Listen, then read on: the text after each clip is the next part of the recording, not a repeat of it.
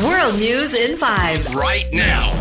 News and developments making headlines around the world in 5 minutes. World News in 5. Here on Radyo Pilipinas World Service. Good day. This is World News in 5 here on Radyo Pilipinas World Service.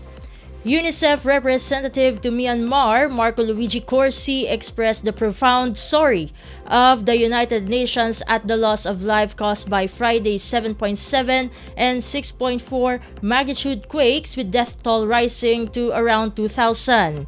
In a UN news release, Corsi emphasized that UN and partners continue to mobilize in support of the emergency response, standing ready to assist all communities wherever they are. It is noted that the earthquake struck near Mandalay and Sagaing, with impacts felt across Bago, Magwe, Naypyidaw, and parts of Shan State. It was said that hospitals were overwhelmed, while communication and transport routes have been severely disrupted.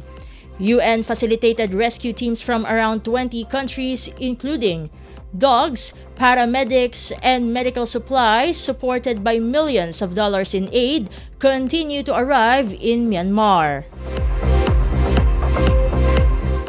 In other news overseas, Russia says it is still working with the United States after US President Donald Trump said he was angry and pissed off with Russian President Vladimir Putin.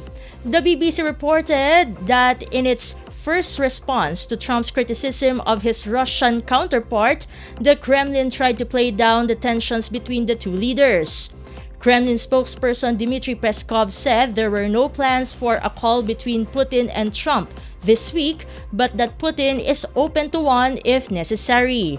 The attempt to smooth things over came after Trump told NBC News on Sunday that he was angry with Putin for attacking Ukrainian President Volodymyr Zelensky's credibility and threatened to impose a 50% tariff on countries buying Russian oil if Putin did not agree to a ceasefire.